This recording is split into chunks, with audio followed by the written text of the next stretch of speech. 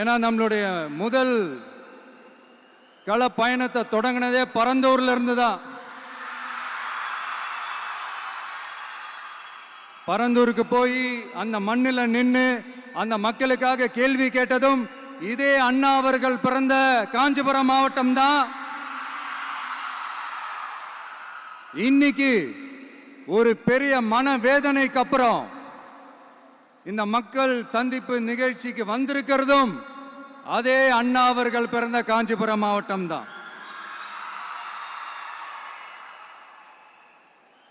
அதனால நமக்கு எல்லாமும் கொடுத்த நம்ம மக்களுக்காக எல்லா நல்லதையும் செய்யணும், அதுவும் சட்டப்பூர்வமாக செய்யணும், அங்கீகாரத்தோட செய்யணும், அதிகாரப்பூர்வமாக செய்யணும், ஒட்டுமொத்த தமிழ்நாட்டு மக்களுக்கும் செய்யணும், ஒரே மாதிரி செய்யணும், ஒரே எண்ணத்தோட செய்யணும். அந்த ஒரே லட்சியத்தோட தான் நாம் அரசியலுக்கே வந்திருக்கிறோம். அதனாலதான் மக்களிடம் செல் அப்படின்னு சொன்ன அண்ணாவை கையில் எடுத்தோம்.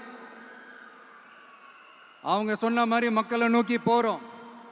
ஆனா மக்களிடம் செல்னு சொன்ன அண்ணாவை மறந்தது யாரு?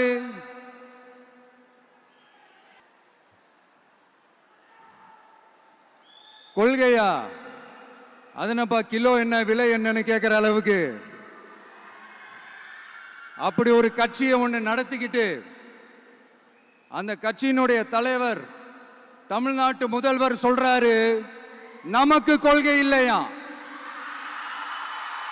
எப்படி? நமக்கு கொள்கை இல்லையா? பிறப்புக்கும் எல்லா உயிருக்கும்னு ஒரு அடிப்படை கோட்பாட்டை நம்ம கட்சியினுடைய ஒரு முக்கிய கோட்பாட்டை அறிவிச்ச நமக்கு கொள்கை இல்லையா?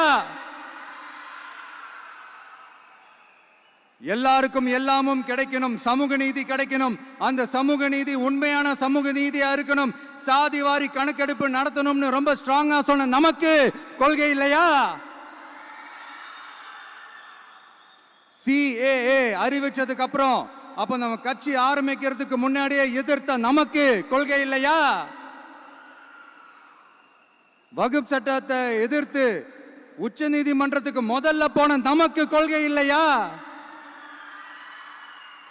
நீட்ட வந்தா ஒழிச்சிருவேன், நீட்ட வந்தா அழிச்சிருவேன், ஆட்சிக்கு வந்தவனே ரத்து செய்யறதே நீட்ட தான், அப்படி இப்படின்னு கதையெல்லாம் விடாம கல்விய மாநில பட்டியல சேர்க்கணும்னு சொன்னதோட மட்டும் இல்லாம அதுக்கு ஒரு இடைக்கால தீர்வை சொன்ன நமக்கு